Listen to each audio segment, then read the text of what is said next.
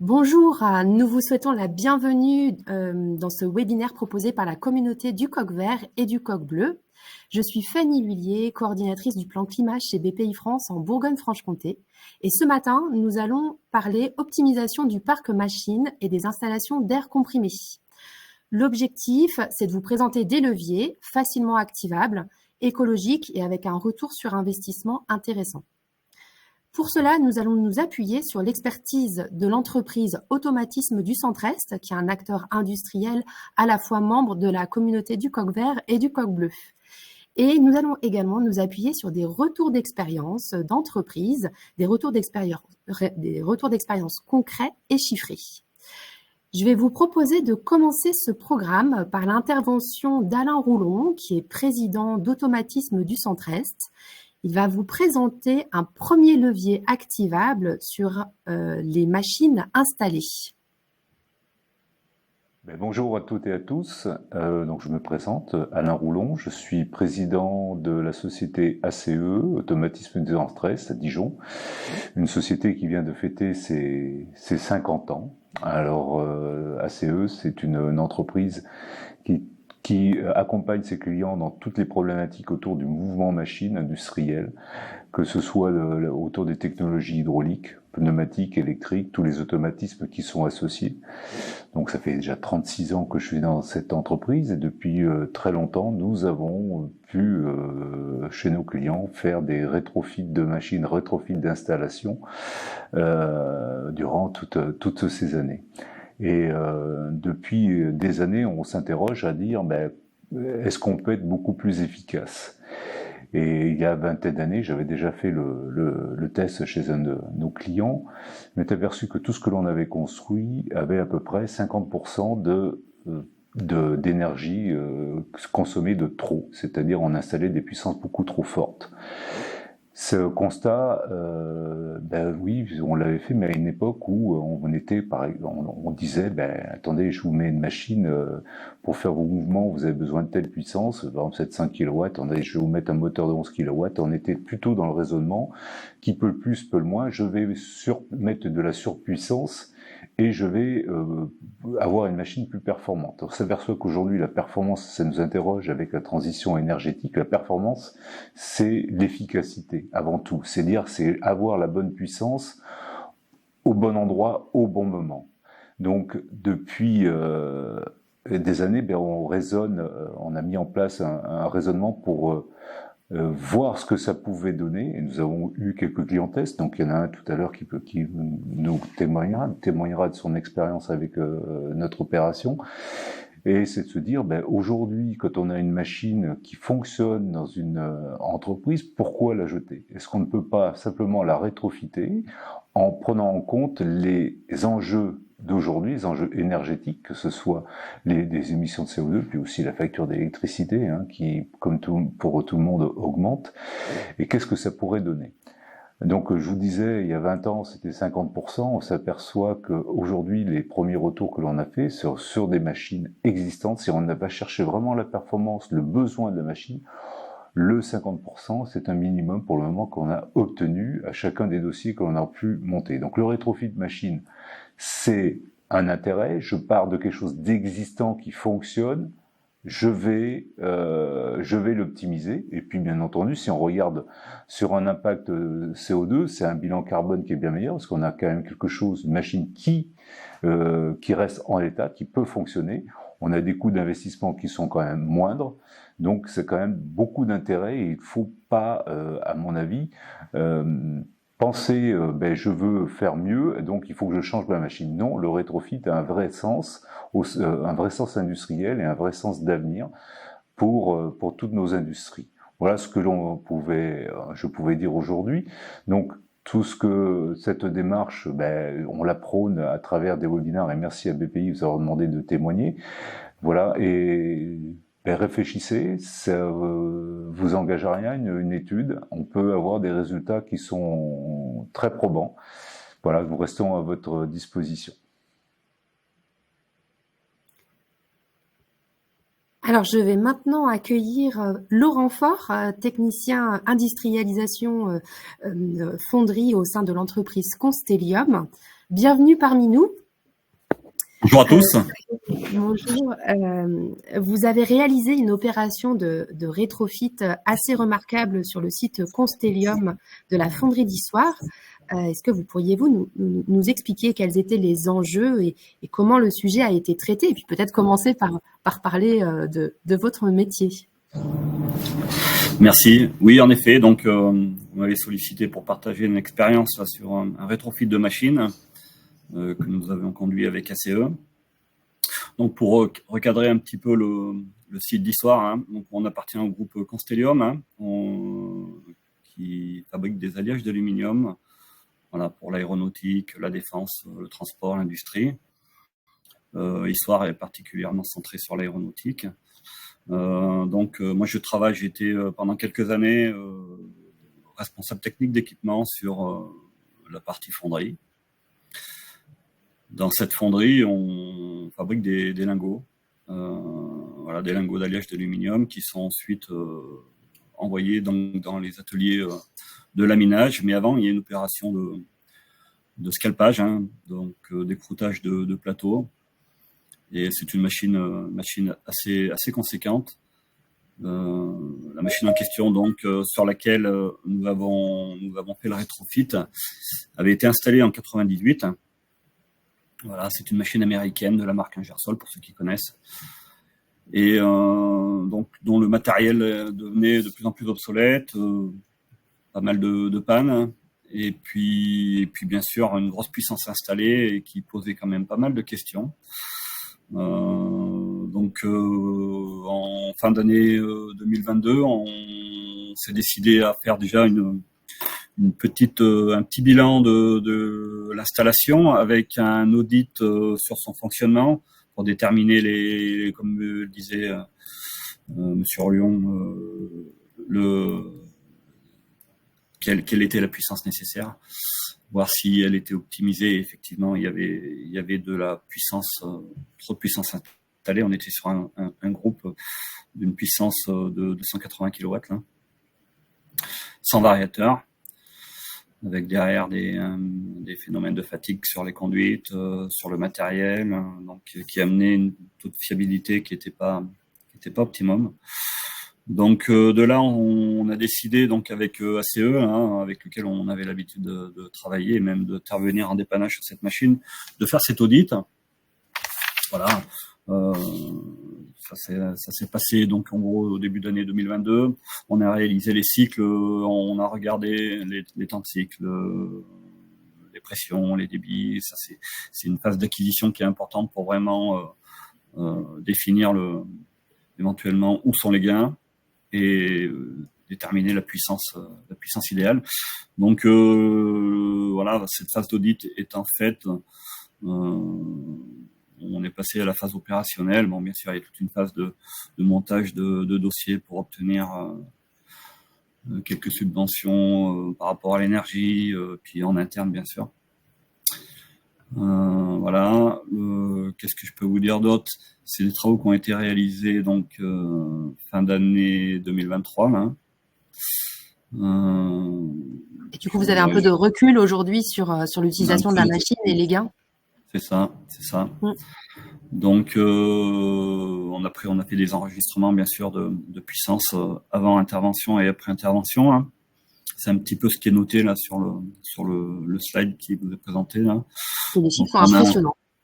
On a donc sur cette partie de l'installation, hein, de consommation électrique du groupe de puissance hydraulique, là, on a fait une économie, de 80%. Hein. C'est-à-dire qu'on a gagné sur pas mal de phases. On a des variateurs de fréquence sur les pompes.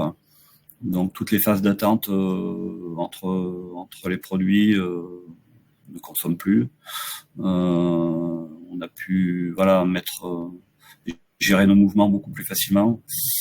Puis on a mis du matériel contemporain et non plus des références américaines d'il y a 25 ans. Ça c'est important. On est passé d'une consommation annuelle Donc, de ce qu'on notait, 538 MW à 121, donc vous voyez le ratio. On a fait également des gains calorifiques, parce que le groupe précédent avait tendance à dissiper énormément d'énergie, faute de régulation. On a fait également des gains de ce côté-là, là. Ce qui fait un total de voilà, ce que vous avez à l'écran, là, 529 MW. Par conséquent, également des gains donc sur les émissions de CO2. Hein. On a estimé à peu près 27 tonnes. Un confort également pour l'environnement de travail. Bon, déjà plus de fuite, et puis beaucoup moins de bruit, hein, donc un fond sonore bien diminué là. Voilà, ce qu'on peut dire sur cette partie-là. Bon, j'étais pas seul, hein, c'est une équipe, hein, donc déjà on avait nos partenaires d'ACE là, et puis au sein de l'usine, il faut intégrer bien sûr d'autres ressources qui sont l'automatique, l'électricité. Voilà, on a profité également pour améliorer nos câblages qui étaient vieillissants. Bon, tout ça pour vous dire voilà que la fiabilité s'en est trouvé bien accrue. C'était l'objectif, et puis le gain d'énergie est conséquent. Voilà, on a profité également de l'investissement pour mettre un peu de maintenance conditionnelle. Alors, on était sur les chiffres. Vous voulez peut-être parler d'abord des chiffres? Oui, si vous voulez, ou sinon on peut changer le slide. Si, on va le faire dans l'ordre. Voilà, donc l'investissement, donc le premier audit, était à environ 15 000 €. La partie hydraulique qui comprend donc la partie ACE, mais aussi la partie câblage, un peu de développement, puis une partie d'achat de pièces de rechange de première nécessité là. Vous voyez l'enveloppe de l'investissement. On a récupéré de l'autre côté une prime C2E là, par rapport à l'installation des variateurs. Hein. Et puis donc le reste à charge, 290 K €, voilà, qu'on a estimé à, ça dépend un peu du prix de l'énergie, mais d'environ 5 ans pour rentabiliser l'investissement. Voilà. Donc le dernier point là que je voulais mettre en avant aussi, c'est qu'on a sur l'usine on développe de plus en plus cette maintenance conditionnelle pour superviser un peu l'état des machines. Donc on a beaucoup instrumenté hein, dans la phase audit et ingénierie. Donc on récupère tout un tas d'infos, que ce soit les phénomènes de pression, les débits des pompes, les températures. On a également des échangeurs, donc on surveille également la présence d'eau dans l'huile. Voilà, la machine, on a récupéré toute la partie analyse vibratoire qu'on a rapatriée sur l'interface dédiée maintenance 4.0 pour avoir une surveillance vibratoire d'installation. Voilà, tout ça pour vous dire que on est passé avec une supervision IFM, pour ceux qui connaissent, type Moneo là, qui nous apporte des alertes, on peut courber tous ces paramètres et les surveiller en temps réel. Donc ça c'est un gros gain pour voir des dérives. Hein. Voilà ce que je peux vous dire sur Retrofit là. Ce qui est très très intéressant, c'est qu'effectivement on part d'une machine qui est assez ancienne et finalement on va y intégrer beaucoup de neuf et notamment la partie par laquelle vous avez terminé qui vous projette complètement dans l'usine 4.0. Donc voilà, on peut faire vraiment du très performant, du très techniquement pointu via le rétrofit. Je vous remercie pour cette. On avait une petite question sur le kilowattheure le coût du kilowattheure qui avait été pris pour le petit calcul précédemment, mais on pourra peut-être je sais pas si vous l'avez en tête, sinon on le précisera dans le support une fois que. C'était l'époque un peu. On a eu une pointe là. Je crois qu'on était parti sur 90 € ou 100 € du mégawatt là. D'accord. Ok, on le reprécisera sur le petit support qu'on vous enverra à la fin. On précisera le coût qui a été pris pour le calcul. Voilà. Je ne sais pas si voilà. Ah oui, très bien. Le coût d'un équipement équivalent neuf, Monsieur Faure, est-ce que vous avez en tête ce que ça aurait pu vous coûter si vous n'étiez pas passé par le rétrofit? Pour vous repréciser les choses, le groupe hydraulique là, c'est une partie de la machine. Hein. On n'aurait pas de toute façon pu changer forcément toute la machine, hein, parce que c'est une enveloppe de plusieurs dizaines de millions, hein, une machine comme celle-ci. Le rétrofit qu'on a effectué sur cette partie-là, c'est du neuf. On est d'accord. Donc on a récupéré la cuve, on a récupéré quelques éléments, mais on est quasiment sur une installation neuve. Quand on parle d'un rétrofit, nous, c'est une rétrofit de la partie de l'installation, hein, d'accord. On n'aurait pas, c'est pas une machine qu'on achète qui est dans le commerce, hein, on est d'accord. Hein. Je sais pas si c'est clair pour tout le monde, mais parfait, c'est du spécifique, de la machine spéciale. Écoutez, je vous remercie pour votre témoignage très très illustré et très voilà, qui nous fait une belle démonstration de l'intérêt du rétrofit. Je vous remercie pour votre intervention. Je vais accueillir maintenant Michael Belnet qui va venir s'asseoir à côté de moi. Donc, Michael, vous êtes responsable ligne de produits génération et traitement de l'air comprimé chez ACE. Déjà, merci pour le temps que vous nous accordez ce matin. Oui. Et donc, du coup, deuxième sujet qu'on souhaitait aborder pendant ce webinaire, c'est le sujet de l'air comprimé. Et donc, du coup, vous allez nous parler déjà d'un premier levier qui est la traque des fuites d'air comprimé. Oui, effectivement, l'air comprimé est aussi un levier économique important au niveau des économies d'énergie. Les chiffres sont là pour en parler. C'est vrai qu'au niveau national, les chiffres de l'ADEME donnent environ 30% de la production d'air comprimé donc qui part en fuite. Donc c'est vraiment un réel gaspillage. Hein. C'est énorme. Donc effectivement, le tracker. Qu'est-ce que le tracker? Donc le tracker, c'est un programme ACE qu'on a mis en place chez nous. Donc il y a déjà plusieurs années, on a notre premier appareil qu'on a acheté il y a environ une dizaine d'années. Mais on se rend compte qu'aujourd'hui, avec le coût du kilowattheure qui a vraiment augmenté pour tout le monde, hein, on se rend compte que les clients sont de plus en plus sensibles à cette démarche. Et c'est bien, tant mieux. Parce que si on prend juste l'exemple d'une fuite d'1 millimètre de diamètre à 6 bars de pression, ça représente environ 30 000 mètres cubes d'air par an perdus. Hein, et ça représente un coût d'environ 1 200 €. Si on prend, alors il y a une petite erreur dans le document, il sera à jour dans ce qui sera diffusé. On est parti sur un coût du kilowattheure à 20 centimes. Hein, c'est à peu près la moyenne qu'on a chez nos clients aujourd'hui quand on fait du tracker.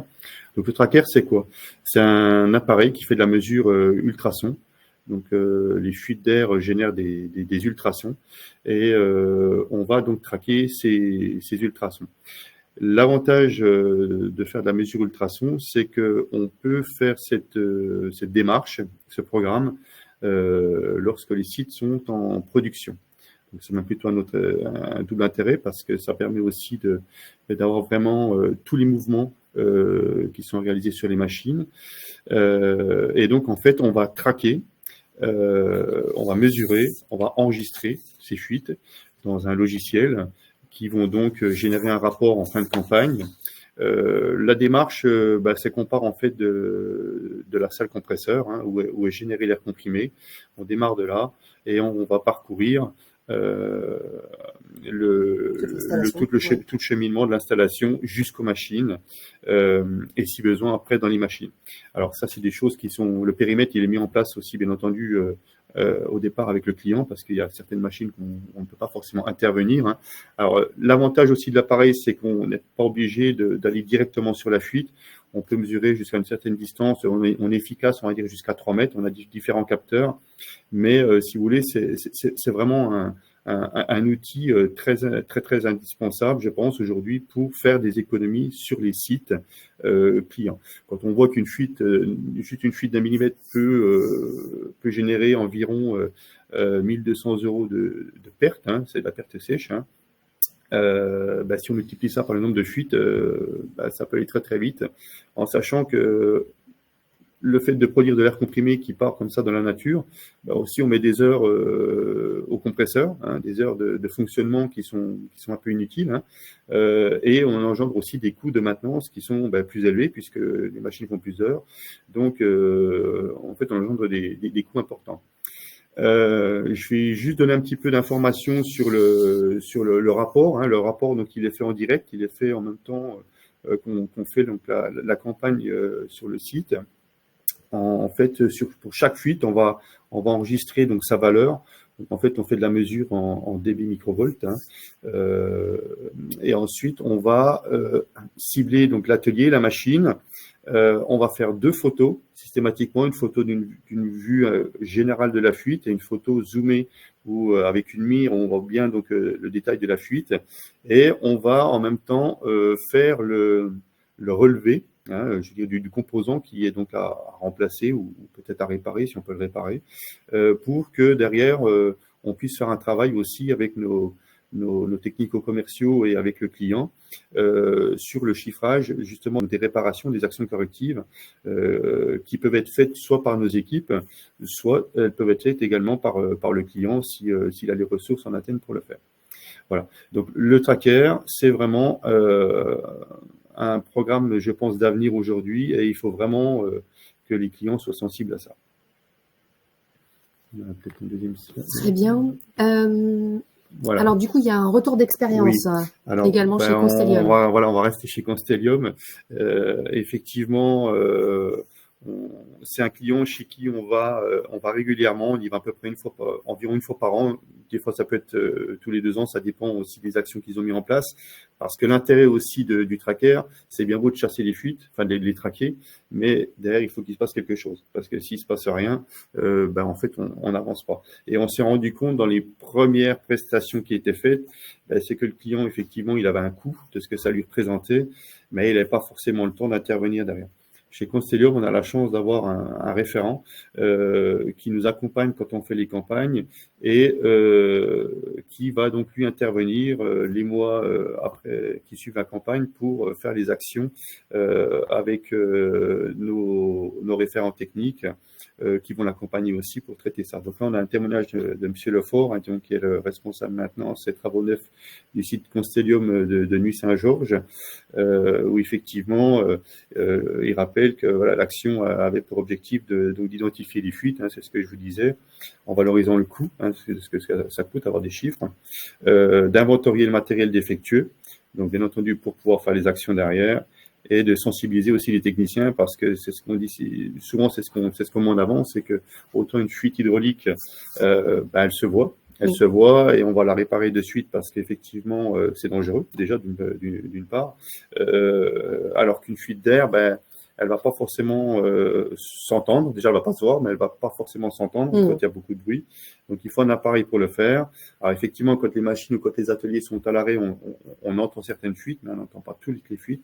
Donc, c'est vraiment aussi important de sensibiliser les gens sur place pour signaler à chaque fois qu'il y a une fuite, le signaler, et surtout ce qu'on peut voir. Autant il y a des fuites qui sont pas simples à détecter et qui sont pas réparables facilement, des coupleurs ou des composants. Bon, on va attendre d'avoir un arrêt machine pour faire l'intervention.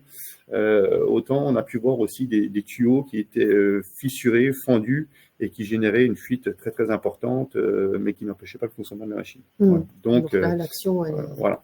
Donc la sensibilisation, c'est vraiment un point important. Donc, à la suite de ce travail, effectivement, nous avons pu traiter en autonomie les fuites. Hein, voilà. Donc, réduire la consommation d'air comprimé de 20%. C'est très significatif. Voilà. Bon, il y a encore des actions, parce que tous les ans, donc on y va et on refait une campagne pour mesurer l'efficacité des actions. Mais bien entendu, c'est des sites en production, c'est des sites en mouvement, des machines qui fonctionnent H24. Donc, il se recrée des fuites. Donc, c'est un travail qu'il faut faire donc sur la continuité. Donc ça, c'est très important. Et puis réduire donc l'impact environnement, hygiène, sécurité. On en parlait tout à l'heure. Effectivement, la pollution sonore, c'est aussi important. Donc il faut aussi en parler. Merci beaucoup. Alors, on aborde maintenant un nouveau sujet, qui est cette fois-ci le sujet de la valorisation des calories. Oui. Et donc, du coup, ce petit schéma pour nous expliquer ce qui se passe. Alors oui, effectivement. Donc, moi, toujours au niveau des compresseurs. Donc là, on est dans le cadre, par exemple, d'un remplacement d'une machine ou même dans le cadre de machines déjà en place. On sait que le rendement des compresseurs est très mauvais. Donc, et on se rend compte effectivement que 80 à 93% de l'énergie électrique consommée donc va être convertie en chaleur. Et cette chaleur, effectivement, souvent elle est perdue. On voit sur les sites, ça part dehors ou ça part même des fois tout simplement dans le local du compresseur qui est assez grand et les clients n'ont pas forcément fait d'action à ce niveau-là. Cette chaleur, c'est une ressource vraiment très importante. Donc aujourd'hui, on conseille nos clients sur des installations en place ou sur des remplacements de machines. On les accompagne donc pour faire de la récupération de calories. Donc soit par gainage, donc là on va récupérer les calories directement de l'air chaud, soit par échangeur, donc des échangeurs. On en parlera juste après. Donc, en fait, pour pouvoir réchauffer soit des locaux, faire du chauffage, ou soit pour pouvoir réchauffer de l'eau, qui peut être de l'eau sanitaire ou de l'eau process. Ce qu'il faut savoir, c'est qu'aujourd'hui, par exemple, pour l'eau, on peut réchauffer de l'eau jusqu'à 80-85 degrés. Donc, alors après, bien entendu, ça dépend de la puissance de la machine installée et ça dépend aussi de son taux de charge. Donc, ça, c'est vraiment aussi important. Voilà, donc la quantité d'énergie récupérée dépend de la puissance des compresseurs et du taux de charge de cette machine. Voilà. Alors là, on a un petit comment ça fonctionne. Voilà, comment ça fonctionne. Alors ça, c'est simple. Donc, on va retrouver les différents composants du compresseur. Donc, on aspire de l'air ambiant qu'on va comprimer, donc on va échauffer. Là-dedans, bien entendu, il y a de l'huile pour faire son. Alors, je parle bien des compresseurs vis lubrifiés. Il y a d'autres technologies, mais là, on est vraiment sur le vis lubrifié. On va comprimer. L'air, l'huile va circuler, donc elle a trois fonctions. L'huile a trois fonctions principales, c'est l'étanchéité donc au niveau du bloc vis pour pouvoir comprimer, la lubrification et le refroidissement, c'est-à-dire la récupération des calories qu'on va ensuite refroidir. Donc nous, ce qui nous intéresse effectivement, c'est la partie hydraulique du compresseur, c'est l'huile. Cette huile, on va s'en servir pour récupérer les calories, soit donc par l'échangeur externe, donc on peut appeler l'energy box. Donc là, c'est quelque chose qu'on vient greffer sur une machine en place. Donc c'est un kit qui vient s'adapter sur votre machine avec un échangeur huile eau. Soit par un échangeur interne où là, ça peut être sur une machine neuve où là, on l'a prévu depuis le début. On a fait des mesures. On a fait différents calculs, on a fait une étude qui va nous dire, voilà, on met cet échangeur dans cette machine pour pouvoir récupérer des calories et récupérer telle puissance. Voilà. Donc ça, c'est pour la partie donc récupération de calories par échangeur. Et comme je vous le disais, pour la partie gainage, c'est beaucoup plus simple. Là, on va mettre un gainage sur la sortie d'air du compresseur, donc d'air de refroidissement.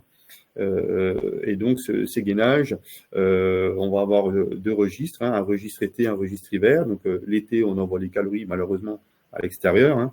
Et l'hiver, on va s'en servir pour réchauffer, par exemple, un local attenant au local compresseur et on va le réchauffer ou tempérer. Voilà. Alors, de la même façon, vous avez un petit retour d'expérience à présenter. Donc, Oui, donc là, c'est effectivement chez un de nos clients, qui est donc à Albéa dans le 71, qui fait donc qui fabrique donc des contenants pour les produits parfums les produits cosmétiques, on va dire. Mhm. Et donc, là-bas, on a fait le remplacement donc, de 2 compresseurs. Hein. Alors, le site, au départ, il y avait 6 compresseurs sur le site. Aujourd'hui, on alimente le site avec deux grosses machines, un 132 et un 160 kW, donc vitesse variable, aimant permanent, avec donc sur chaque machine donc un échangeur pour la récupération de calories. Donc, il va nous permettre de réchauffer de l'eau. Cet échangeur, il va aussi être couplé à une PAC, hein, une pompe à chaleur RO, qui va servir de temps en temps quand il n'y a pas suffisamment de calories. Mais aujourd'hui, on se rend compte qu'on a très peu besoin de la PAC parce que, comme le dit donc Monsieur Favier, la récupération de chaleur est assez puissante pour alimenter 100% de la ligne de mars à fin octobre. Donc en fait, là, on va utiliser donc un fluide caloporteur pour réchauffer de l'air pour leur process donc de traitement de surface. Alors j'ai pas tout le détail de cette partie-là, mais c'est ce qui permet donc de faire le traitement de surface ou des produits semi-finis, quoi, hein. D'accord. On se rend compte effectivement, j'en ai pas encore parlé, mais on en parler parce qu'il va y avoir un sujet après. C'est les aides. Donc, autant le tracker, il n'y a pas d'aide, en tout cas pas pour l'instant, mais sur tout ce qui est récupération de calories, que ce soit par gainage ou par échangeur, donc on a des primes incitatives, donc des primes C2E, hein, qui permettent d'aider au financement de cette récupération de calories. Bien entendu, il y a plus de C2E sur la récupération de calories par échangeur que sur le gainage, parce qu'on est beaucoup plus efficace avec la récupération de calories par échangeur, hein, puisque on vient directement récupérer les calories sur l'huile. Il y a beaucoup moins de déperdition. Et je vous parlais tout à l'heure aussi des aimants permanents. Je fais une toute petite parenthèse. Les moteurs aimants permanents, donc les moteurs IE4, aujourd'hui, qui eux sont aussi refroidis par l'huile du compresseur, et ça permet de récupérer encore 5% supplémentaires de calories, contrairement à un moteur refroidi par air traditionnel. Très bien. Et donc, du coup, là aussi, vous avez fait quelques calculs. Oui, alors on a fait quelques calculs et le client nous a fourni aussi quelques données. Donc, on voit une petite photo donc, de l'enregistreur, hein, qui permet donc de compter les calories, et puis aussi où on voit la température d'entrée-sortie. Donc c'est un peu fluctuant, mais environ on a un delta de 10 degrés sur ce process-là. Donc là, on voit les 2 compresseurs où on a la puissance installée totale, la puissance utile, la récupération potentielle donc de calories. Donc on l'a estimé, bien entendu, sur en fait sur le taux de charge des compresseurs, hein. Aujourd'hui, ces 2 compresseurs-là, ils sont à peu près chargés à 50-60%. Donc ça veut dire qu'on a encore de la réserve, hein, si on voulait, pour la récupération de calories. Donc c'est-à-dire que par compresseur, aujourd'hui, le total des économies réalisées au niveau de la facture d'électricité. Pour information, le process qu'on avait juste avant, le client était 100% gaz. Et effectivement, bon, depuis, il y a eu des événements, hein, internationaux, et la crise en Ukraine et tout ça avec la Russie.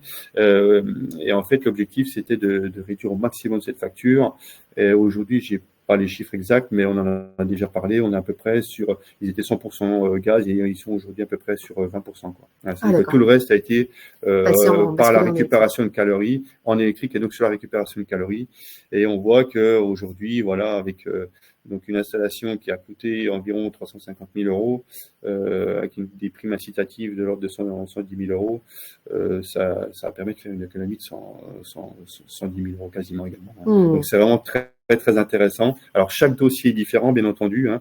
Il faut faire une étude quand même au préalable, mais en tous les cas, il y a des ressources. Les ressources, ce sont vos compresseurs, donc il faut s'y intéresser si c'est pas déjà en place. Voilà. Très bien. Ah oui, le petit mot oui, de alors, la fin. Le petit mot de la fin, oui, effectivement, bon, on aura l'occasion de faire un sujet là-dessus, mais on commence un petit peu à en parler également sur les compresseurs. Aujourd'hui, en termes de rétrofit, c'est vrai qu'aujourd'hui, remplacer un compresseur, les délais des compresseurs neufs sont très très longs. Aujourd'hui, on est à peu près sur 6 mois, hein, sur des puissances assez importantes, 6 à 8 mois de délai, donc c'est vraiment très important. Et toujours dans le cadre de la réduction des émissions de CO2, des choses comme ça, hein, aujourd'hui, ça peut être aussi plus intéressant pour les clients de faire un rétrofit du moteur, du bloc-vis, de la partie tuyauterie, éventuellement du variateur s'il en est équipé, du contrôleur, et ça permet de mettre à jour une machine assez facilement. On a un premier exemple qui va être fait là, toujours chez Constellium, mais si vous voulez, c'est quelque chose qui est intéressant. En fait, on s'est penché un petit peu là-dessus, donc dans le cadre bien entendu de la réduction du CO2 et tout ça, mais c'est surtout aussi parce qu'en fait aujourd'hui on se rend compte que les délais sont très très longs. Et plusieurs mois. On est entre 6 et 8 mois sur des grosses machines. Les petites machines, on va être toujours sur 6 à 8 semaines, mais c'est vrai qu'aujourd'hui ça peut être très long. Pour les gros équipements. Voilà. Donc on fera un sujet quand on aura un peu plus de retour d'expérience là-dessus, mais c'est sûr qu'aujourd'hui ça se fait sur des machines de process, mais les compresseurs, je pense qu'il y a un sujet d'avenir. Bon, très bien. Tout n'est pas aujourd'hui connu et il y a encore des leviers à activer. Exactement. C'est une très bonne nouvelle. Merci beaucoup pour vos éclairages techniques, le tout présenté de façon C'est moi qui vous remercie. Précise. Bonne fin de journée. Et donc, du coup, je vais reprendre la main pour la troisième partie qui est « Je passe à l'action ». Donc, du coup, vous avez vu que ces opérations sont quand même en elles-mêmes très intéressantes à plusieurs titres, et notamment d'un point de vue économique. Mais sachez également qu'il existe des outils qui peuvent être activés chez BPI France lorsque vous vous lancez dans ce type de démarche.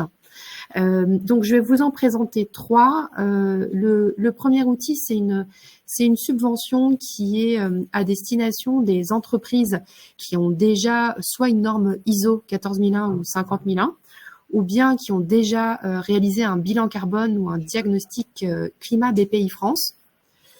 Et donc pour ces entreprises, eh bien, il y a la possibilité d'avoir accès à une subvention qui permet de réaliser des investissements sur une durée de 18 mois. Et dans le slide suivant, vous allez avoir la liste de ce qui peut être accompagné, et la partie diagnostic, rénovation ou optimisation énergétique d'un bâtiment et d'un process est présente. Donc ça veut dire que la partie diagnostic, typiquement tracker, mais aussi le diagnostic d'un retrofit machine peut entrer dans ce type d'aide. Et puis également la partie équipement, cette fois-ci, la mise en place d'un système de récupération de chaleur peut aussi être accompagnée par cette subvention. Alors, il y a aussi, donc cette subvention, retenez-la, il y a quand même des préalables à tenir, et puis également, c'est une subvention sur laquelle nous avons un budget qui nous est alloué côté BPI France et qui a été beaucoup utilisé jusque-là. Et donc, du coup, je vous donnerai à la fin la liste des contacts des personnes qui sont sur vos territoires pour qu'elles vous indiquent si la subvention peut encore être mobilisée chez vous ou pas. Deuxième outil qui peut être utilisé, cette fois-ci, c'est l'outil du financement, parce que notamment dans le cadre du rétrofit machine, quand on travaille que sur une partie d'une installation, notamment, ce n'est pas toujours évident de trouver un financement, parce que notamment c'est compliqué pour la banque de prendre une garantie réelle sur une partie d'une machine. Et donc du coup, pour cela, chez BPI France, nous avons ce que nous appelons des prêts sans garantie. Donc il en existe de plusieurs types. Je vous ai donné deux noms, le prêt vert et le prêt économie d'énergie. Et du coup, le principe, c'est qu'on vous octroie un montant. Il y a une retenue de garantie de 5% qui vous est restituée à la fin du remboursement du prêt. Et le prêt est mis en place en une fois au moment du paiement du rétrofit. Et du coup, il n'y a pas de garantie supplémentaire prise sur l'investissement.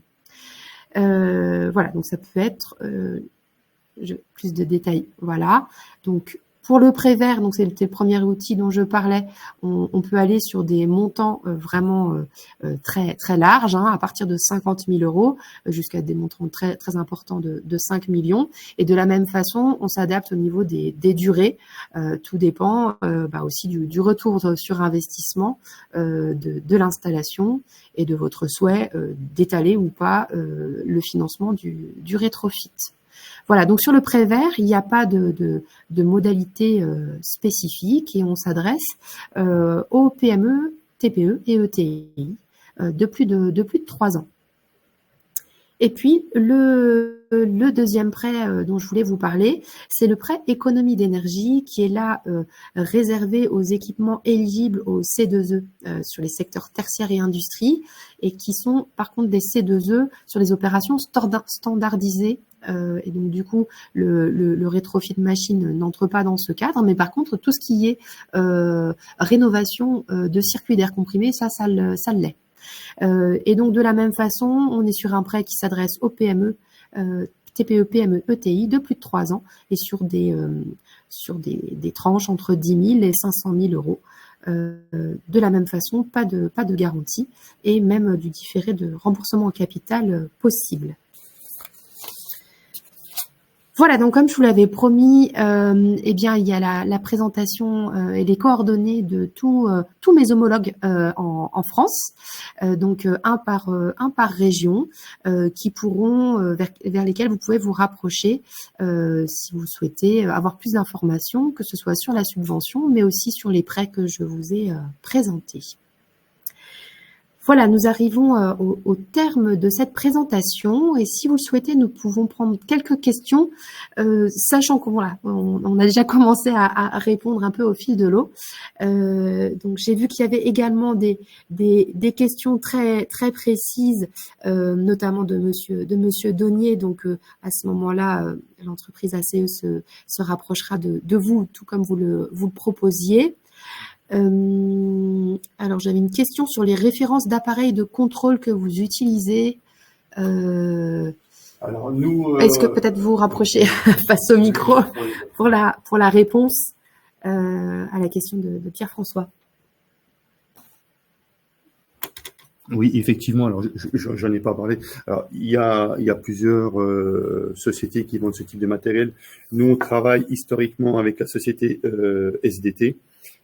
Qui est une société donc basée en Belgique, hein, et donc on est aussi distributeur de la marque parce qu'on a aussi des clients qui souhaitent avoir leur matériel. Alors, je donne un petit peu quand même mon avis là-dessus, c'est très bien. Mais on s'est rendu compte aussi que certains clients achetaient le matériel parce qu'ils disaient bon, on va faire ça nous-mêmes. Et en fait, s'il n'y a pas une personne dédiée et du temps formé et du temps formé et du temps pour le faire, on se rend compte parce qu'on écoute quand même de l'ultrason, hein, c'est des sons qu'on écoute avec un casque. Si on n'en fait pas régulièrement, on peut vite perdre un petit peu le fil et après l'appareil il reste de côté et il n'est plus utilisé. Alors, donc SDT Technologies, hein, qui est donc quand même un des référents sur ce type de produit. Et vous avez plusieurs types de produits. Il y a l'appareil tout simple qui va juste détecter, hein, donc lui qui va détecter des fuites et qui va rien enregistrer. Et vous avez des appareils assez sophistiqués, bon, comme les nôtres par exemple, nous on en a 2, hein, qui sont des appareils qui peuvent faire aussi la mesure vibratoire, qui peuvent aussi, donc qui enregistrent, hein, et qui peuvent faire la mesure vibratoire. On en parlait également aussi en hydraulique, hein, sur des roulements de pompe ou des roulements de bovis, du contrôle de graissage, et qui peuvent aussi être équipés de différents capteurs, c'est-à-dire qu'on peut aller d'un appareil, on va dire, à 2-3 000 euros, un appareil à 15 000 euros, quoi. Voilà. Donc ça va très très vite. Voilà, j'espère que nous avons pu répondre à votre. Ah, très bien, je vois le OK, donc c'est parfait. J'avais vu une question de Monsieur Donnier par rapport à la subvention France Nation Verte, voir s'il fallait avoir terminé le bilan d'émissions de gaz à effet de serre pour être éligible. Alors oui. Il faut effectivement que le bilan de gaz à effet de serre ait été terminé. Il y a néanmoins une exception, c'est dans le cas où vous passez par le diagnostic décarboné. bonne action. Mais ce que je vous propose, du coup, c'est peut-être de vous recontacter pour voir dans quel cas vous situez.